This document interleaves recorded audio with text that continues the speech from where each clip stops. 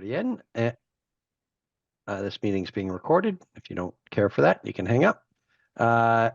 We will get this CPC meeting of May 14th started.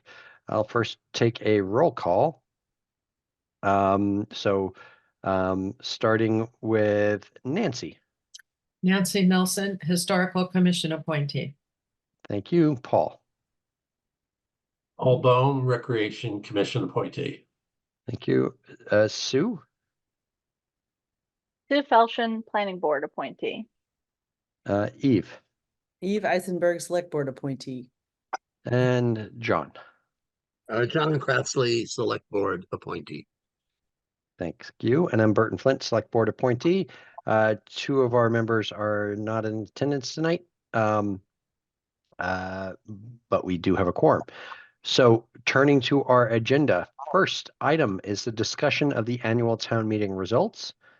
Maybe, depending on the angle we want to take on that, either not much to discuss or maybe discuss sort of the underlying dynamic that happened at the town meeting.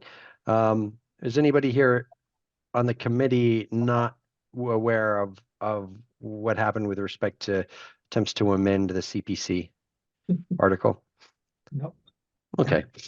So that was set up in advance essentially by FinCom, who were desirous of well, some members of the FinCom thought that the tree project was not one they would want to support. At the last minute, they elected not to formally propose an amendment to remove the tree project, but nonetheless, they spoke against it, which resulted then in, as if you were following town meeting on day 3 at 11 o'clock at night, a member of the public proposing that the tree project be removed, the 250 trees project. Unfortunately, that amendment failed, and our budget passed as planned. What I would say about that, though, is that FinCom is clearly interested in making sure that CPC's grants align with a town's long-term spending priorities in accordance with a financial plan for the town. And that I say that because that's both the sense of what was conveyed at town meeting, but also what was conveyed to me at the FinCom review of our article. And frankly, I think it makes sense. And I think in the past we have requested of the town to prioritize their funding requests when we have been oversubscribed. But I can tell you as a member of the committee, and I have not had a good sense of what is the process that is the filters what town requests will be made of us. Is the rec department going up to the town manager and natural resources going up to the town manager and saying, these are the things we want to request this year, and these are in accordance with the town's long-term financial plan? Or is it literally staff members at one step down that are saying, hey, we know about CPC out there, let's put together an application and see how it goes? I think we have gotten some sense of coordination, especially in years where we've been oversubscribed, like I said, and we've seen some applications pulled. But FinCom is generally, as a steward of our long-term financial health, I think wants to be part of that process. Does anybody have any comments on that as a sort of a general matter?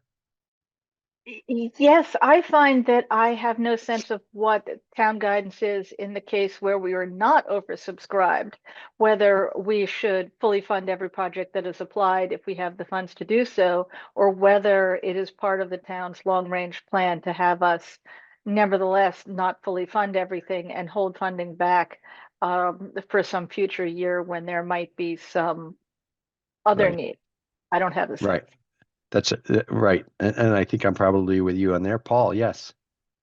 Yeah, there's not a complete alignment between the 3 plus the 4 categories in the CPA funding and the town budget. And so we're sort of more guided by those 4 categories with financial stewardship. I mean, we take a look at the applications. As far as where those applications come from, I think we have they come from various places, and I think we are supportive of applications coming from committees, departments, from the public with committee department support. You know, I don't think there's one mechanism, one pathway for applications, but so other than financial stewardship, you know, which I think is the overriding purpose here, you know, I'm not sure how we align with the town priorities.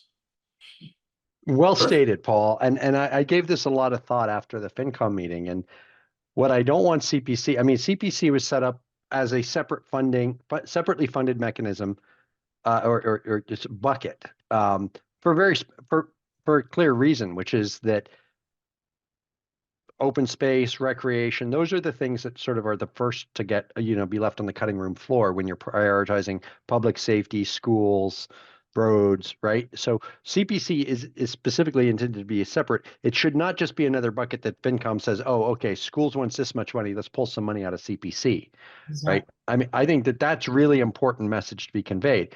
However, if natural resources, the recreation department and those folks, is if there's some coordination that happens at the town level, at the town, you know, the town manager level, where they say, this is how we want to prioritize these things, such that we could go to the town manager and say, okay, we got all these applications, prioritize these things, and assume that, you know, FinCom supports that prioritization.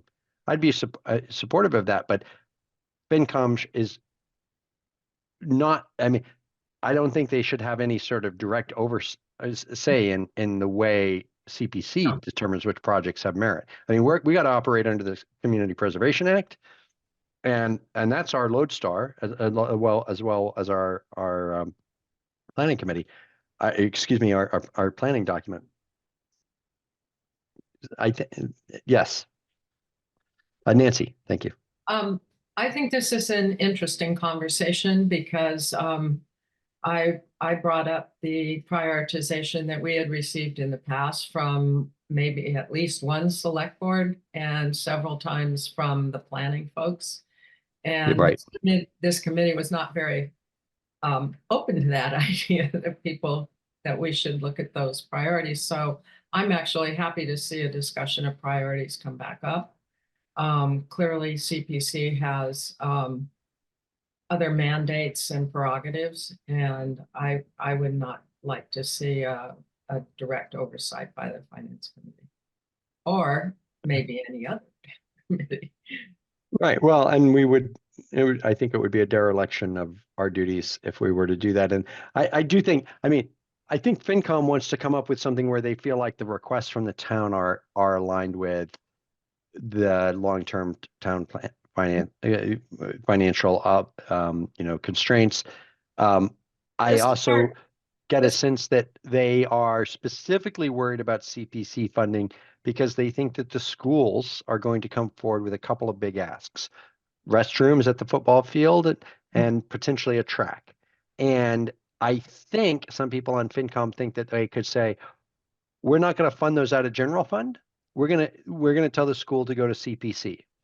To which I say, well, okay, that's perfectly okay if they submit an application, and we'll consider it alongside all the various other applications. But if the town manager says, or well, I guess schools and town manager are going to operate on different, you know, different channels. But let's say it was the redo of Emerson Park, right? And we know Emerson came to us in tranches, $600,000 per year. But let's say the rec department came to us for $2 million to fix Emerson Park in one go.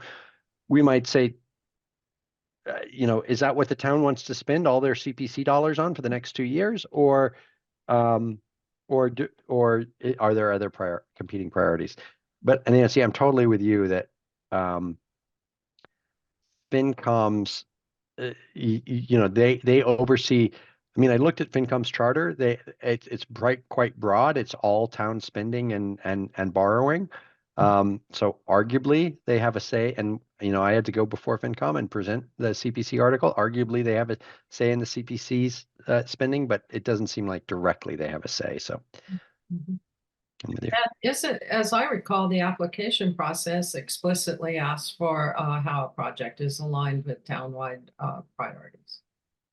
Am I wrong? Is that right? I don't recall that off the top I of my head. thought I'm it not was, sure. how does it conform to current town plans and maybe not priorities, but town planning? Okay.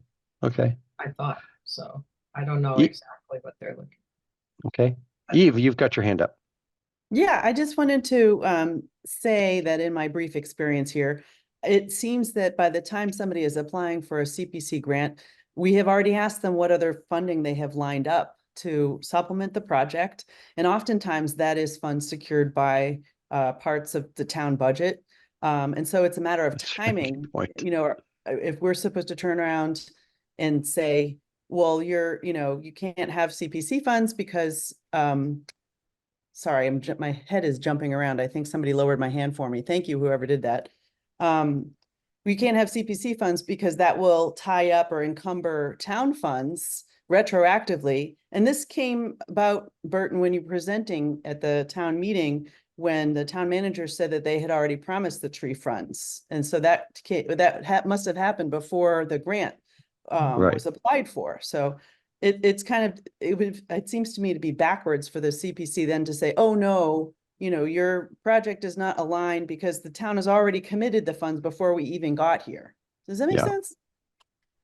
Eve, I think those are great points. And I would point out that, I mean, frankly, a little bit of the vote at town meeting, FinCom objected to the tree project when I presented to them, but as the chair of the FinCom said to me, right at town meeting, listen, we lost our bid to save $220,000 on the school vote, and you guys are sort of next in line. Right. And fair, right? I mean, they are the stewards of our money to make sure we keep our debt rating and all the rest. But it did seem like, wait, the town's already blessed this project. We've gone through the process. All right. I'm going to sort of break protocol and go to Mary Hartman because she's had her hand raised, and I know she's not on the committee, but I bet she's got some insights for us. Thank you, Burton. I noticed that you didn't have public comment on your agenda, so I figured I might as well jump in now. There. I'm the new liaison from the select board to the CPC. Oh, wonderful. Great. Yes, yeah, good. I asked for it, and I was also on the FinCom for many years, so I have some perspective on what's going on here. The debate that I've always heard is, should CPC funds be used as a supplement to town budget items, which you've talked about, right? Like we don't have enough money for the fields, or we need whatever. Or is it a whole separate bucket for ideas that bubble up mostly from citizens? And I know that's a range, okay? So that's been the debate. My opinion, and I believe the select board agrees with me on this because we voted, is that the CPC is the stewards of this surcharge. And you use your best judgment based on the law that enabled you to vet projects. And I often say, I wish the town could vet projects as well as your committee does. So, we supported what you bring. I don't think we probably asked questions, but another thing I want to say, I think you're asking for, are there plans that we can align with? And oftentimes there aren't plans you can align with, or there are plans that aren't really plans. And I know we've had these discussions as far as what's a plan that you can really count on as something that's a priority town-wide, that's been bought in for the entire town. This is how we want to prioritize our spending, and what are just kind of, interest group plans. Okay. So Yeah, fair. So anyway, I just said a lot, but anyway, I'm glad to be here. And if you need anything else from me, I'll be listening. Okay. Thank you very much for that insight, Mary, and welcome to our committee. Oh, can I say one more thing? Of Why course. don't you have a FinCom liaison? You should have a FinCom liaison here, and that would maybe I preempt. believe FinCom does have a liaison with CPC, but I don't believe they're typically in attendance. Okay, because I think that might preempt a lot of these things. But anyway, this is There was and I say that because I haven't seen FinCom here, but prior to the town meeting vote, somebody on the FinCom came up to me and apologized for us being blindsided, and that they felt that they had some responsibility for us not being sort of aware that FinCom was going to oppose that project. So I do think they are represented. And you're probably on mute, and it'll probably take you a second to figure out. But if you could double check that we've got a FinCom liaison, that would be helpful. Judge Crassley, I see you leaning forward. Maybe you know. have a lot of trouble remembering names these days, but we have a FinCom rep. She was on our committee at one time, and she came to a number of our meetings over the past year. Okay, But yeah. can I remember her name to this minute? No. And I have to admit, I can't do the same. And even though I Well, just met her a few weeks ago. There'll be in a new person. one. There'll be a new one anyway, because everybody's Okay. changing. Yeah. But I would encourage the chair to reach out to the chair and say, we really need a FinCom liaison to kind of preempt some of these things. That's all. Yeah, and I had a brief conversation after the vote on at town meeting with the incoming FinCom chair about that. And I guess and Paul, I'll let you speak. You've been patient, but where I come away from this is CPC should keep doing its thing. If FinCom feels like they're not getting a say in the prioritization of projects, I think that should be a discussion with the town manager and perhaps the select board and FinCom about how town departments are moving applications forward. And coordinating, especially when we're talking about particularly large potential applications like we think the school is bringing. With that, Paul. Yeah, just one other point, and I could be mistaken, but isn't there one other check in the fact that town manager Kerry signs off on these applications, or most of them? That's kind of what I assumed. But Paul, I'll be honest, I don't know all that much about it. I know that in years where we've been really oversubscribed, I remember us going back to the town manager and saying, okay, please tell us which ones you really, really want this year. And oftentimes it was the Department of Planning and Land Management that would say, all right, this year we're going to pull this one and fix right. There may be prioritization needed, but I'll have to look at the applications, but I seem to recall Kerry's signature on most, if not all of them. Before they're submitted, which means she approves the application. Doesn't mean she approves the funding necessarily, but I mean, it's an initial check, I think. Right. And I guess that's just part of a discussion of saying, hey, FinCom, if you feel that Kerry or the town manager at the time should not be supporting these things, that's a discussion you need to have with the town manager, right? Right. Yeah. Okay. That's I think enough of a recap on that. Fortunately, we nonetheless squeaked through with a affirmative vote on our article, so we're off to the races on the fiscal year 2024 projects. Which brings us to project updates and some closeouts. So Anne, do you want to take us to project updates if you've got any there? Hi, yes.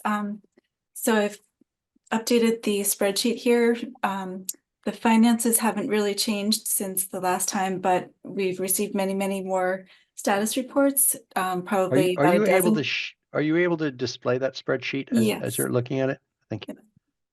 Very impressive.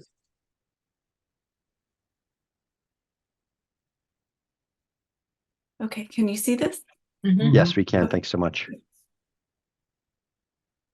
So we had received the housing updates last month. And then the open space and recreation reports came in just now.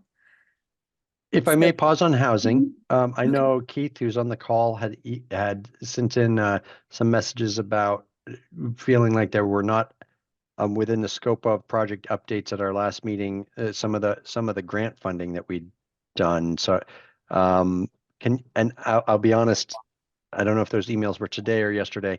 I didn't have a chance to really digest them. So Anne or maybe Keith, Anne, in the first instance, could you address what that was about and whether those are not showing up on our projects because they were grant funds or? Right. So the Concord Municipal Affordable Housing Trust is something that's a whole different entity and a different, at least this is my understanding, that the CPC made a transfer to the trust. And so Okay. I believe that the CPC is no longer tracking the finances for those projects. It's within the trust's accounting system.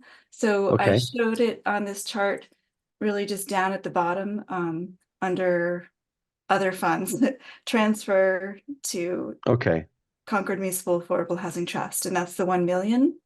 No, that's interesting because I'm just thinking through this and I'm not challenging that determination because I think we're probably all a little new to how this is done. I am We too. did transfer those funds subject to like a grant agreement, right? There were some basic requirements that I think we're all very aligned with in terms of spending it, in terms of, further into the town's housing production plan and so on and so forth.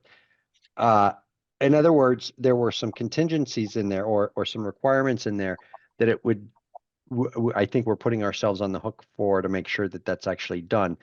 Do we think putting it down in these categories mean we're sort of no longer tracking them? No, so I wouldn't say that necessarily. I Okay. kind of went back into the Community Preservation Coalition website to see, because you're right, it doesn't seem as if the model grant agreement that they prepared matches, completely aligns with the reporting structure that they also prepared.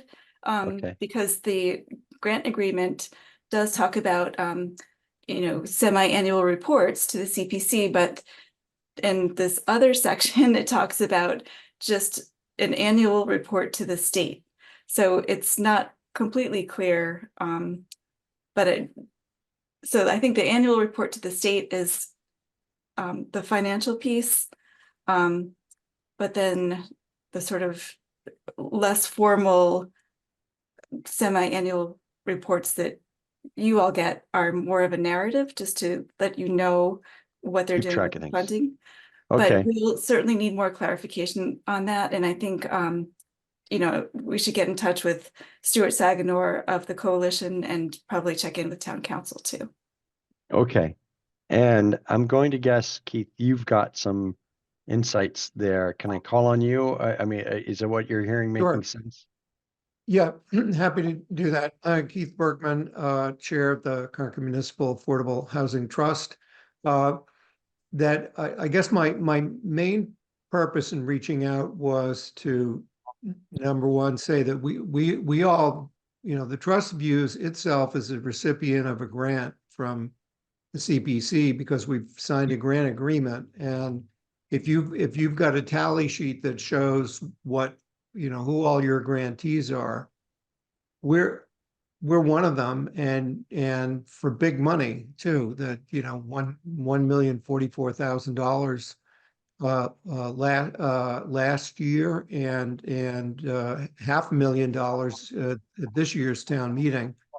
So and those sums are going to come to us via grant agreement, and I would think it would be and we're going to be continuing to ask you for money in coming years. I think when I see a spreadsheet with housing projects, that I would strongly urge you to include the $1 million you've given the trust so far and the $500,000 that you're about to, because while we have set up tracking procedures of our own, we don't fulfill the grant agreement with you all until the deed restrictions are in Right. place. The units have been counted and approved by the Housing and Livable Communities on the subsidized housing inventory. That's our metric. And I think and that's your metric indeed for every housing grant that you give. Right. So I think it's I think it would be helpful to include us there. And yes, there is a separate reporting requirement to as there are in every September for every project that is funded by a community preservation committee, that the state does require those. Typically, I mean, I don't have any experience with how that works internally in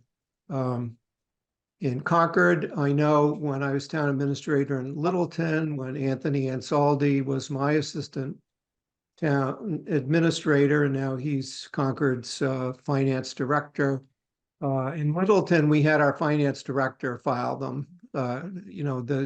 No one ever came to the Community Preservation Committee chair or any member said, these reports are due, you're the chair, you're the committee, you need to file these reports.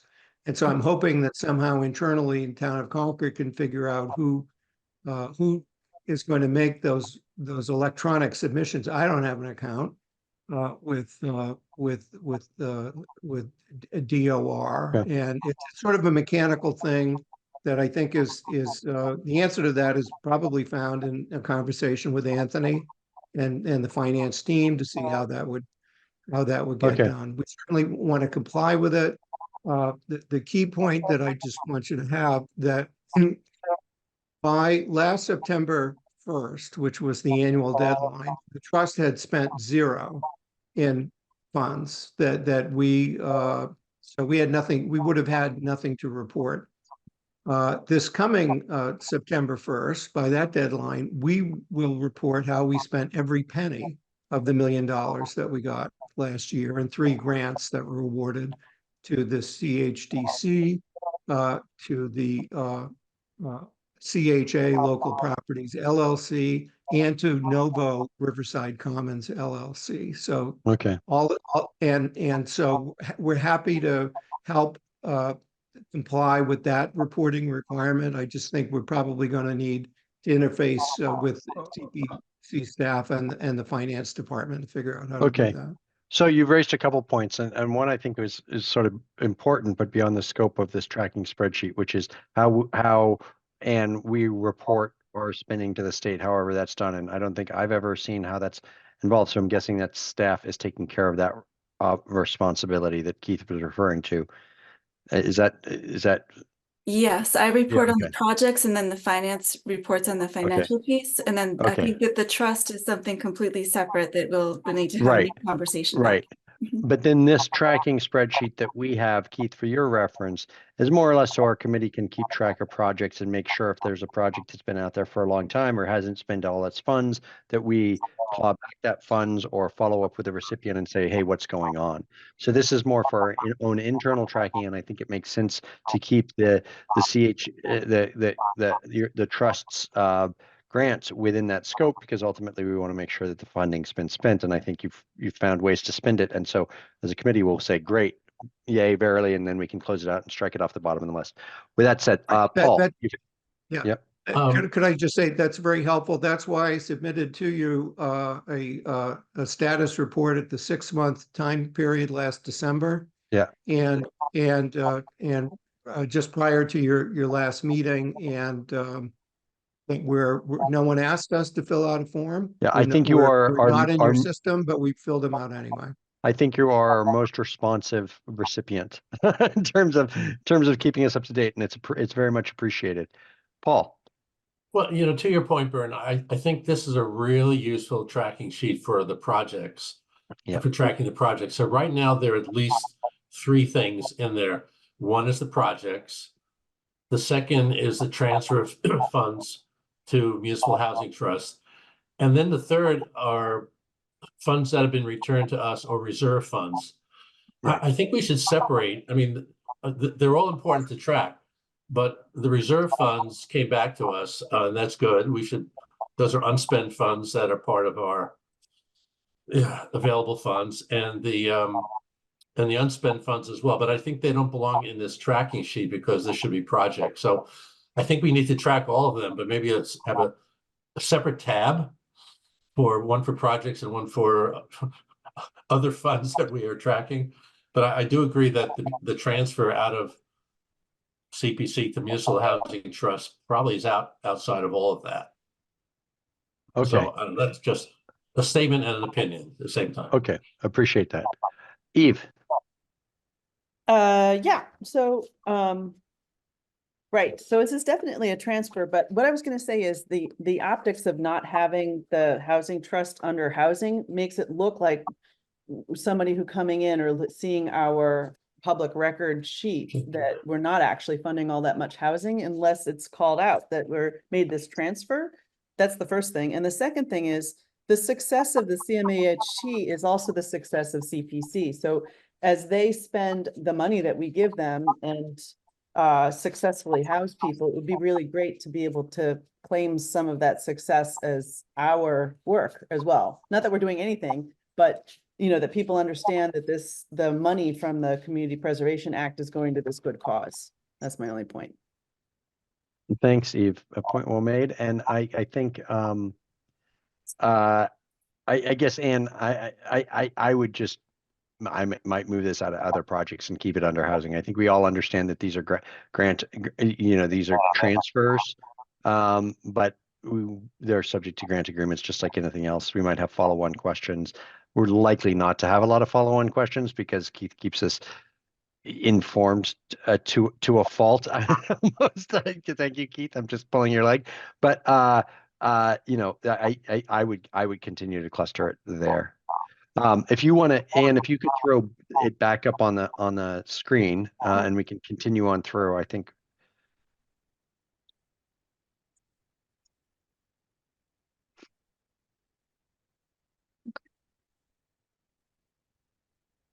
So if you were to go back, yeah, thank you. So we've got, I guess, of these, does anybody on the committee feel like, I mean, I think we typically go through and we look at the ones that are getting aged and see if there are any outstanding, you know, projects that have been open for a long time that maybe we want to follow up with the grant recipient, or any, and if you feel like there are any updates that are overdue in us receiving. Anything else you want to highlight for us? Well, I think I showed you last time, you know, there's the grant awards, the beginning balance at the beginning of the fiscal year, and then the amount expended, the amount encumbered, and then what's sort of left that's unencumbered or unspent. So just by looking at these two columns, you can see the activity during this fiscal year. So some of them are sort of static, but others are moving along. And there are reports on many of them. So in the bright green, I've highlighted the reports that we've received. So I did talk to someone about the drinking fountains, and I guess that you know, it's a small amount of money, and I sort of encouraged them to return it, but they do feel as if they owe one particular field a drinking fountain, and they do plan on wrapping that up. So that's been out there for 7 years. Yes. I mean, and it was a grant that was made 8 years ago. Did you get a sense of like why what the delay is? Is it because, like, I could imagine, oh, well, it's at the middle school fields, and the middle school fields are about to be, you know, where they were just turned under and they're going to create new fields. But otherwise, do we have a sense of why that's taking so long? I don't know really the ancient history, but I know the sort of recent history that there has been some staff turnover and there's a new plumbing inspector, and it has something to do with the location of the drinking fountain and the need to relay pipes or something. And there's sort of a debate going on now with the new plumbing inspector.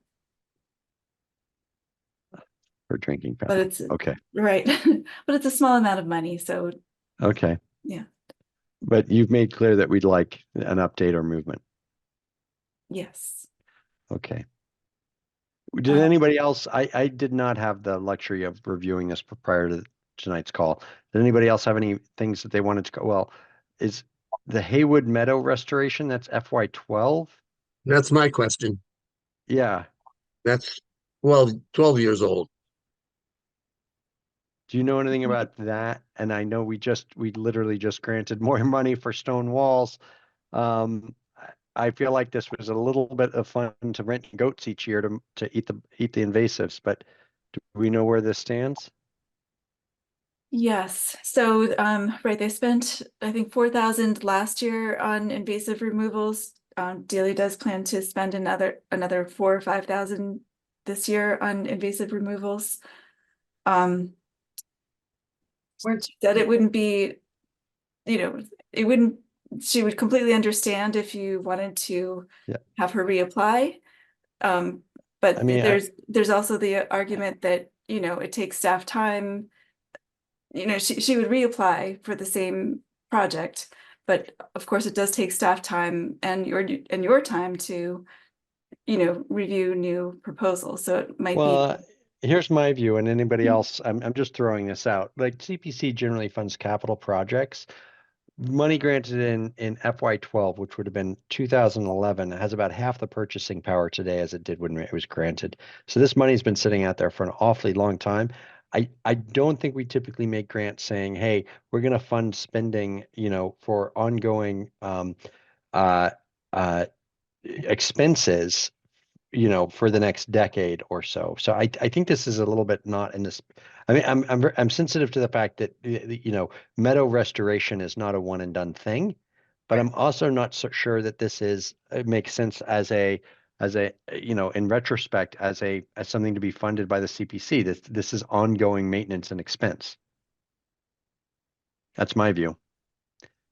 Does anybody else? I think it's interesting. It would be interesting to know if there is a budget item for ongoing field maintenance and invasives removal. Maybe that there isn't anything else. I know There. it's a long time, so Yeah. um, And maybe this is a special case where we look at it and say, don't be naive. Like it's not one and done to get rid of invasives. If you're going to make the investment in it, you got to appreciate that it's going to take 10 years or 15. Well, at our current burn rate, it's going to, take about 15 years. maybe not. Yeah, I'm troubled by the length, I think. I'm familiar with programs that are more like 3 years, but I'm not an expert and I wouldn't want to put that down as a marker. I agree. It's Paul. kind of long. Yeah. Just picking up on previous conversation on Giroux. Yep. So we have a status report. There's no budget left in either of those. The status report says it's 80% done and will be completed by the end of the summer. I think Russell Carstead completed that. Are we okay? Is there any further information we need on Giroux? So Paul, I followed up with Ann. I apologize. I missed the last meeting. I was traveling on work and was unable to get out of a meeting that conflicted with this. I followed up with Ann and said, I think we deserve a formal status report from the town on this, and asking it to come from the town manager, because I know that the town manager has been directly involved in the oversight, and asked the town manager if the town manager or designee would be able to come to this meeting and ask questions. That we could ask questions of. The response was that a larger piece of sort of information, sort of, a public update would be forthcoming, that was being prepared, and that would be sent out, and that maybe once we'd received that update, we might have specific questions we could put to the town manager for them to come to answer. I did say that, actually, before I got that information from Megan Zamuda, the assistant town manager, that it would be great if their update to the committee would include what the plan is for the floor of the pavilion and for all the various trees and shrubs that didn't survive the drought of 2 or 3 years ago, the year they were planted. So that is not closed. I would say we're waiting for additional updates, and I would hope that if we're not satisfied with the public information update that's put out, because I think it's been essentially it's been escalated as we're aware.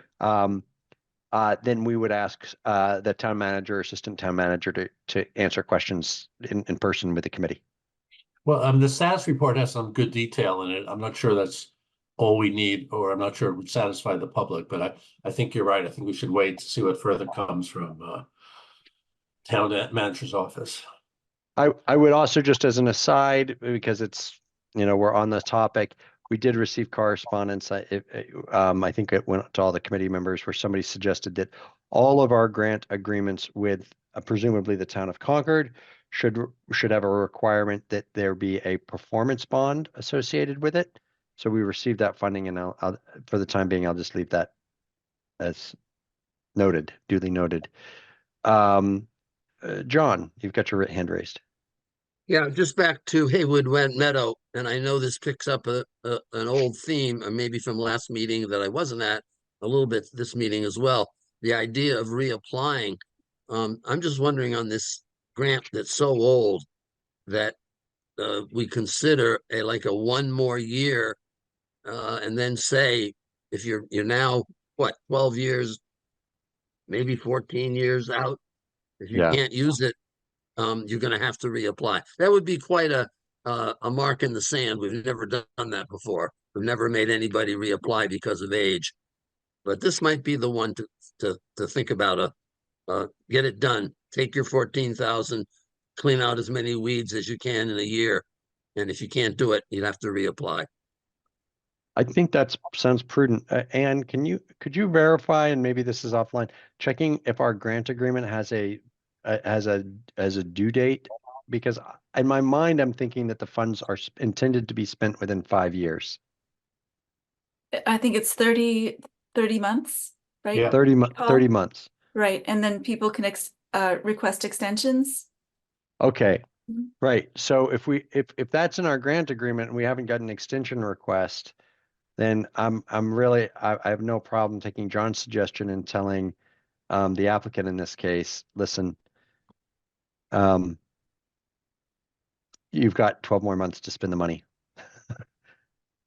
It is a change of policy, so I think it's worth, or a change of approach, so I think it's worth providing a notice, but and I know it's not big dollars, which maybe makes it a good case to change practices on. It's not like we're going to leave a building half unbuilt. They'll just have to rent one goat instead of two. Yes, Eve. I was just reading the status report for this project, and it's Delia. It's apparently most of that 95 grand went to rebuilding the wall, and Yeah. they switched providers for invasive species, and then it looks like that they co-opted a bunch of volunteers and much of the NRC staff to remove invasives, but that there was a plan to spend 5,200 last year on invasives and 3,200 this year, and it says in the update that they'll be finished this December. So it might be moot to tell Great. them that they have to It finish. might be moot. It says that she's finishing. Great. So maybe that's all I done. appreciate that. I appreciate that. And that would be great if they were all done.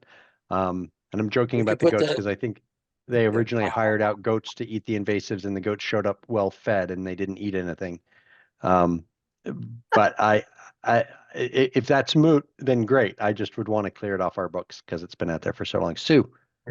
Well, if it is moot, that still makes it a good test case for saying this has gone on so long, wrap it up this year or reapply, because if their answer is, yeah, we're done, then we have made our point without having to cause great harm. But we'll I have set agree a with precedent. Sue. Sue's right. You can put the two can work together. We give them a deadline and then they're going to meet it anyway. Yeah, I like that. Perfect. Okay. Okay. Any other projects anybody wants to highlight here? Or any other special updates that you're aware of that we should consider? Well, Wait, another could you oldish go- one. Can Sorry. you go up? There was another 2017, wait, the White Pond erosion.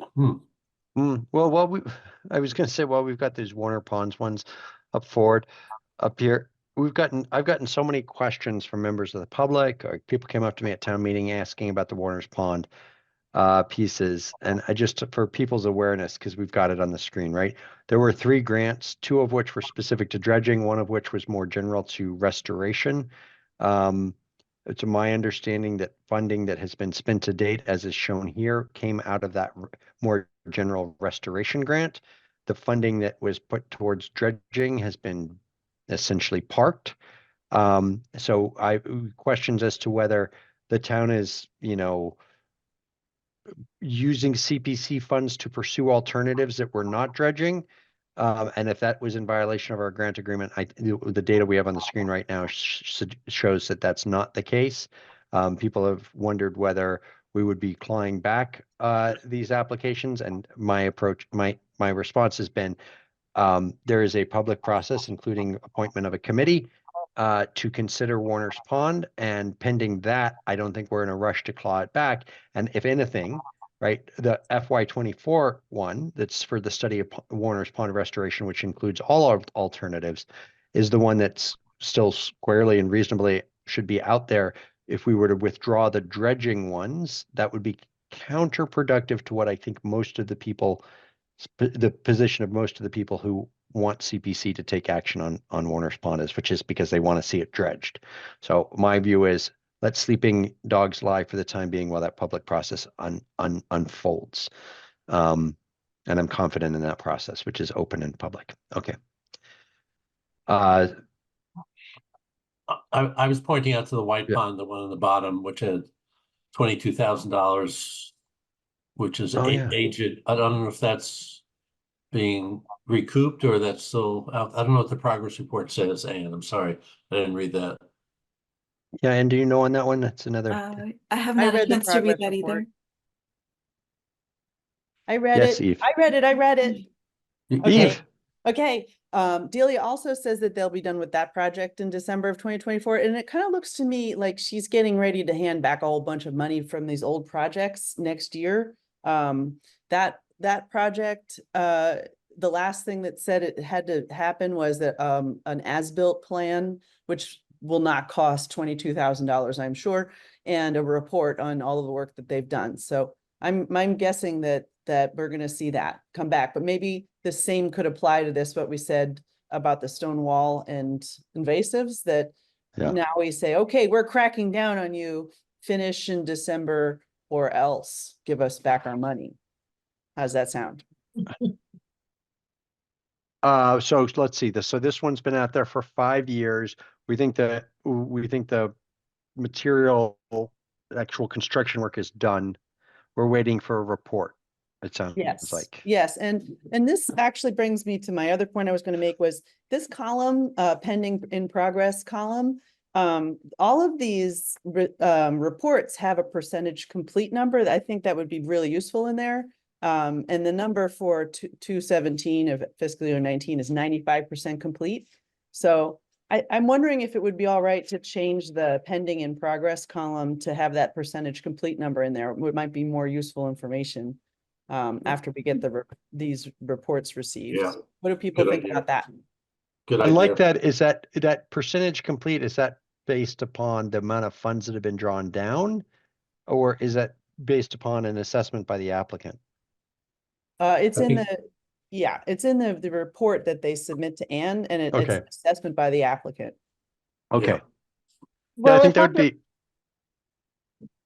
if Sorry, under Sue? pending, it said 0% and under in progress, if we left the pending and in progress, but added 0% under pending and the actual percentage under in progress from the latest report, I think that would finally clue people into what pending means. Yeah. In addition to helpfully adding how much has been completed under in progress. I think that would be additional helpful information without adding to the clutter of the table. So I like that idea. Anne, is that something Great. you think you could do? going Yes, forward? yes, no problem. That's easy. Wonderful. Okay.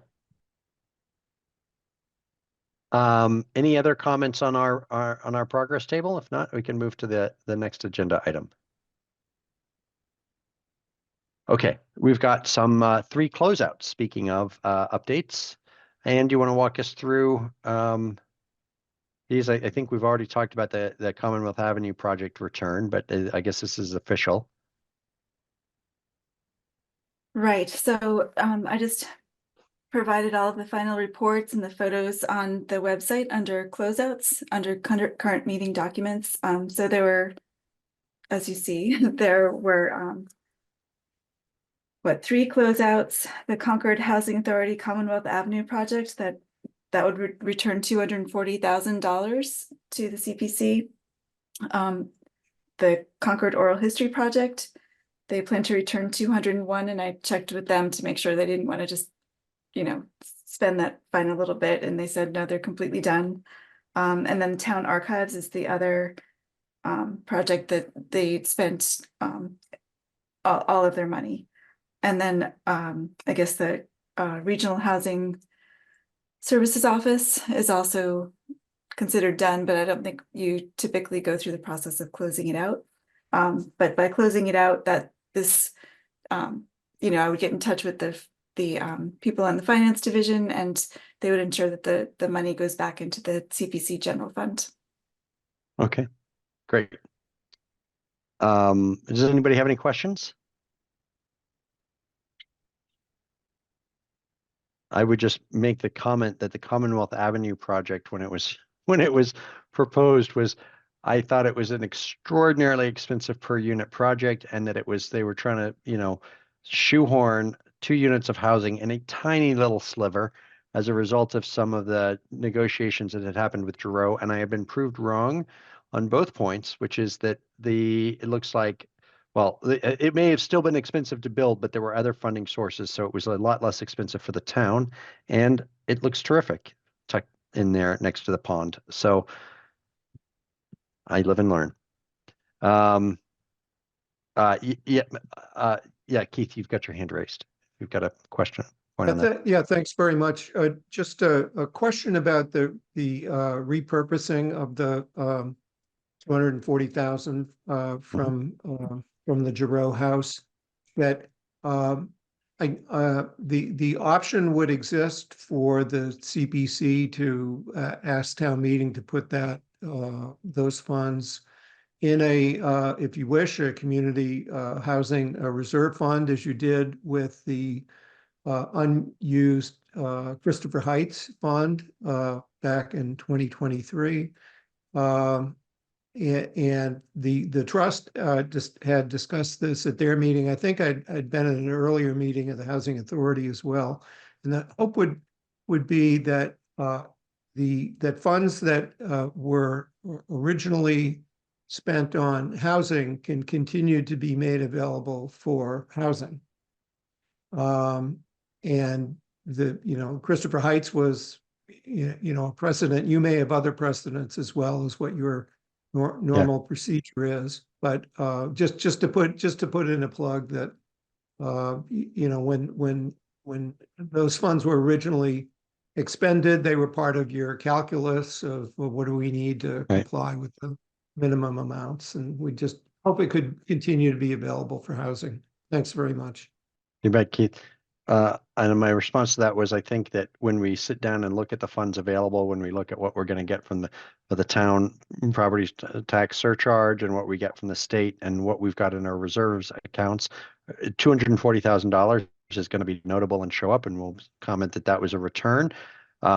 Whether that means that, we just spent some time talking about what the town's prioritizations are. If the town comes in and says, our priority for this year is you're going to do 10% for affordable housing and $2 million for bathrooms at the football field, that will be part of the calculus. But your point's well made, and I think we will be certainly cognizant of the fact where these funds came from and that they were originally designated for housing. It's interesting to consider that the fact that we made grants previously to the, sort of unearmarked grants to the trust would mean if these funds had gone through the trust, they would be going back to the trust, and of course then would be returned straight back out to housing, presumably to housing projects. So that's one consideration as we look down the road as to whether we want to grant more towards specific housing projects versus the trust and the flexibility that might provide. Yeah. Okay. So Anna, are there any actions we need to take with respect to the closeouts? Any votes or anything like that, or we just know that those funds are coming back and we move along? No, I think you do need to vote. Okay. Mhm. So so are we voting to accept the funds or to close those 3 projects as listed on the agenda? Or I'm not sure and sorry. I'm not sure either. I think it's to close out the projects and to return those funds to Okay. the CPC. So moved. Thank you, John. I'd second that we close out those projects and return the funds to CPC. With a second, I'll now go and vote, starting with you, Paul. Yes, aye. Okay, Nancy. Aye. Sue. Aye. Eve. Yes. John. Yes. I am also a yes, and we've got late breaking. We've got Ed joining us. Ed, I'm going to ask if you want to vote on this. We don't need your vote, but this is to approve the return of unspent funds for 3 projects to the CPC, essentially returning it to our kitty for future years. Thanks, Burton. Sorry to be so late. No worries. Anyway, I'll just pass on this instead. Okay, very good. So then we are, and we are 1, 2, 3, 4, 5, 6 in favor, 1 abstain. Okay, discussion regarding the next item is specific conditions for grant agreements and MOUs for new projects. So I think in the past, and we've had the actual grant agreements to review and to look through, and whether we wanted to make any additional changes. And I have to confess, and I'm going to blame the fact that I was sick in bed for the last week, that I have, if you have provided the grant agreements in the and distributed those, I've not had a chance to look at them. But if you haven't, I think we need to discuss what our next steps are. So I provided on the website the standard MOU from town council from last year that shows the red line. They made quite a few changes that actually addresses some of the issues that you discussed at your last meeting. And actually at the last meeting, Eve had suggested that each member sort of reminded each member that they had reviewed projects back in September. And if they could, look again at those projects that they had previously evaluated and really focused in on and came up with, specific questions that they would have to include in the grant agreements, then that would help me in, drafting all of these things.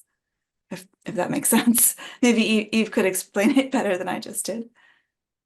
I think you explained it fine. I'm hoping that all of us, me in particular, remember what we did last fall or earlier this week. I guess it's only Tuesday. But for example, I don't think I had as many projects as everyone else did for some reason. But of the project that I had, the APOD at White Pond, and I'm not sure that I would add any special constraints to that because I don't want to overcomplicate the grant agreement with my own, thoughts. Also, I don't know if it's something that Paul might want to comment on. Like, Paul, would you have anything to say about the APODs at White Pond that we want to add in the grant agreement? No, I don't think so. I was going to make Yeah. a more general comment too, since I may have forgotten which projects we were assigned to. Maybe we need a list and we can get offline, just one-on-one, get back to Ann on any additions or comments we have. I need some reminder there.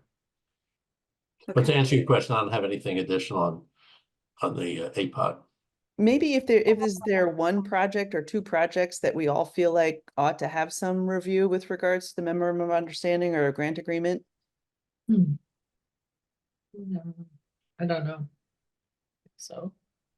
With respect to the projects for this year, I mean, I think that there's been a lot of discussion around the trees project, around some specific requirements there that I would expect to see, given that we got specific guidance from town council on how that on how that can be spent, and a lot of people raise questions around that. We had a considerable amount of discussion on a couple of projects about, is this really rehabilitation versus maintenance? But that's already a requirement of CPA funding. So we wouldn't put anything extra into a grant agreement, would we? Just to say, well, you actually have to follow the rules you have to follow? I don't think so. Well, I think that if we had questions about whether somebody was walking the line, right, we might state it. Let me use the 250 trees as an example, right? We would want to make sure that the funds were spent on specific, specific plantings that were not supplanting, that were not replacing, the general street tree funding and so forth.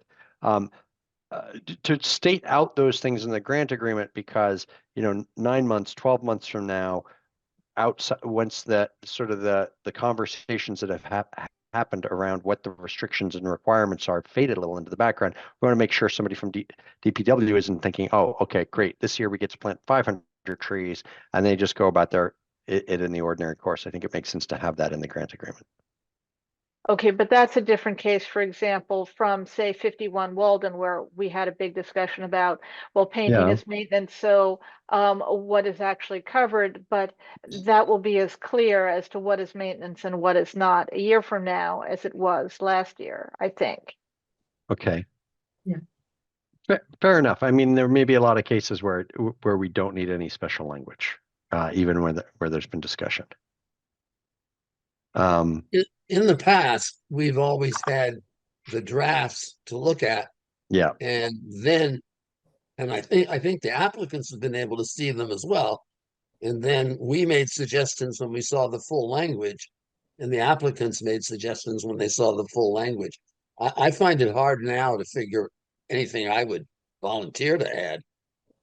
I'd John, rather I'm with see the you. text.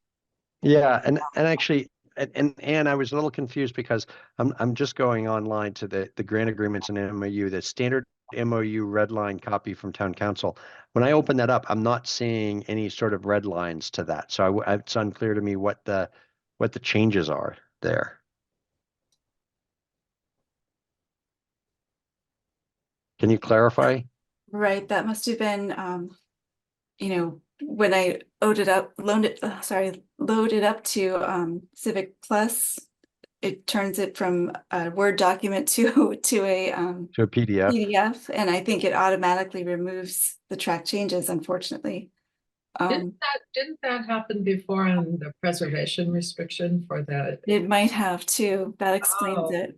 That would explain that, yeah. Right. Okay. Thank I don't know the Civic Plus software, but Well, it would be terribly annoying, but you could take Oh. page by page screenshots of the Word document Or- and upload them as a PDF. But Or- what a waste of your time. well, I need more emails, like I need another hole in my head, but maybe if we could get these to and you could send these out as attachments in advance of the meeting so we can look at them. I'll be honest, I'm not typically trolling the CPC website to get update, to see what documents we're going to be reviewing. So if there's a red line of this for us to consider, if you could send it out in advance. But going back to John's point, I think it would be helpful to see each of the grant agreements in draft form so that we could comment on specifics if there's anything we think we need to be added to a particular agreement. I think that would be very helpful. I think that's the next step we need on these.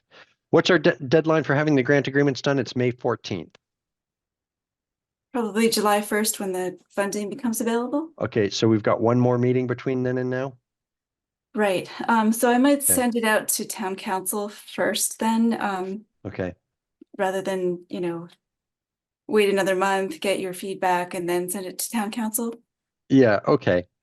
So here's what I would suggest for our next meeting. It would be great if whatever that review process with town council takes place, and then you send out the proposed grant agreements so that we can come together in our June meeting.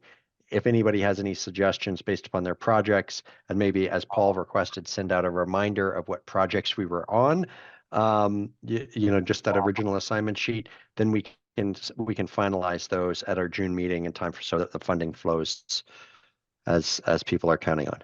I would like to add that I don't suspect there's going to be a whole lot of changes. No. I don't think so either. I think I might have some little comments to the 250 trees just because of the amount of discussion that was around maybe specifically FinCom about, is this just replacing other town funds and the like, and also because of the engagement of the applicant on those points. Okay. So that is what we will do at the next meeting, I guess. And this item is more or less tabled, but if we can get the actual grant agreements, that would be great. The draft grant agreements brings us to the next thing, which is committee membership and officer elections. And as a refresher, what I'm going to do is I'm going to pull up the current membership. Let's see, where is that? Okay. So we have 4 select board appointees, Diane Proctor, John Kratzley, Eve, and myself. We have natural resources, which is Sarah, who I guess, Anne, you've heard she's not going to be returning. Is that correct?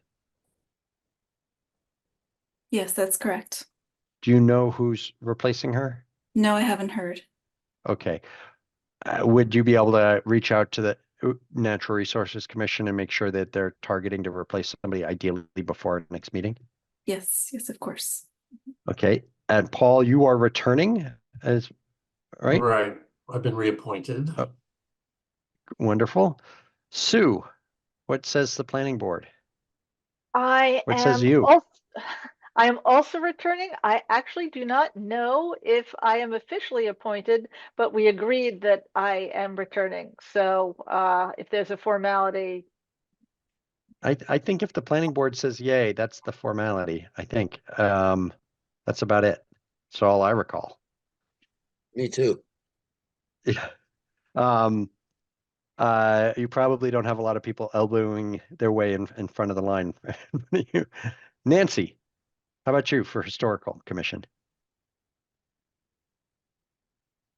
You're mute, Nancy. you're still mute, Nancy.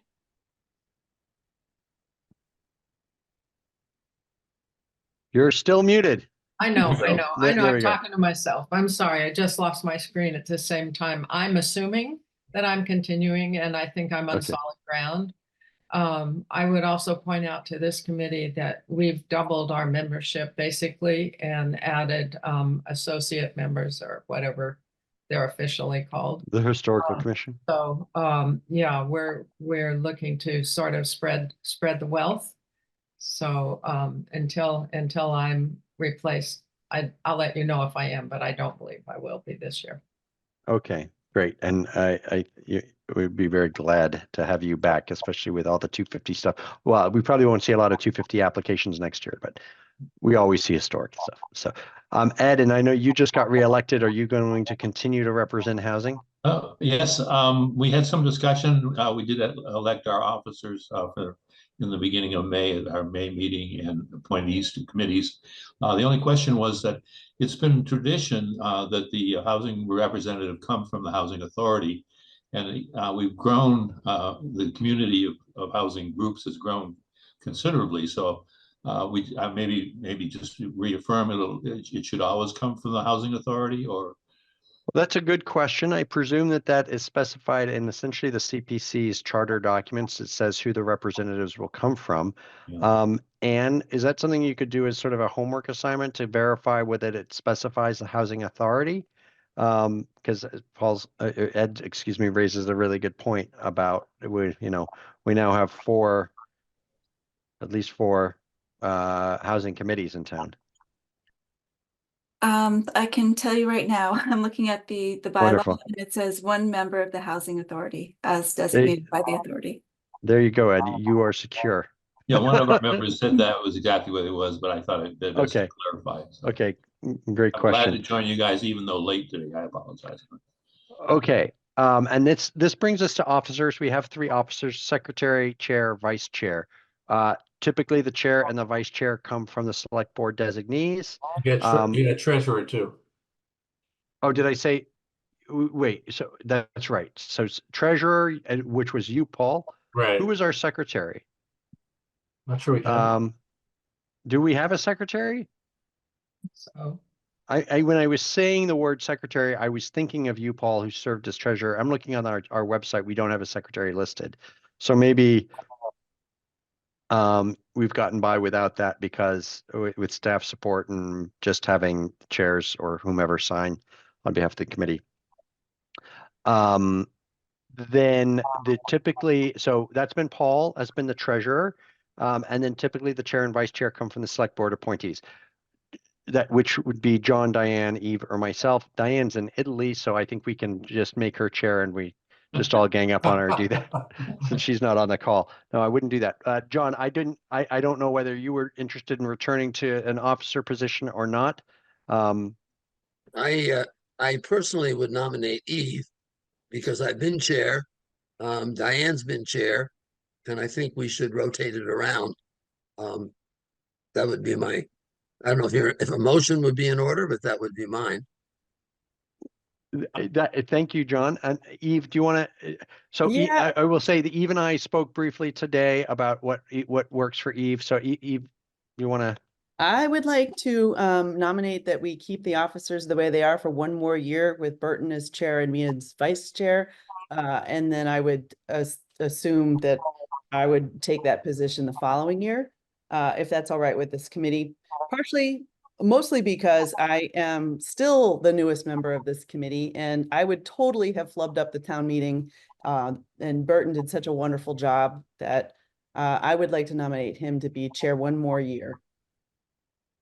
So there is, and I would say that I'd be happy to do that, but there is precedent. Diane had 2 years.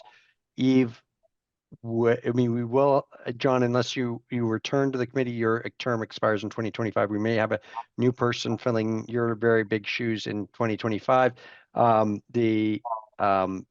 Eve, with Diane, she served 2 years, and then I was vice chair for 1 year, and there was if Eve then became chair, I would still be around for 1 year after that.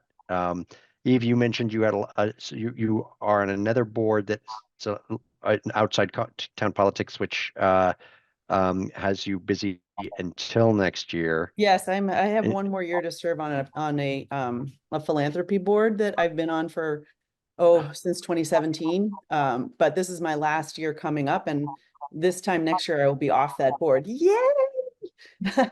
So that would be easier for me. But again, if it's in the best interests for me to flub through this next year, that's what I'll do. But I would feel far more comfortable backing up Burton, and I think y'all should too. Well, then I'll nominate Burton, and I'll retract my nomination of Eve and nominate Burton as chair for another year. I'll second. With Eve as vice chair. Thanks, John.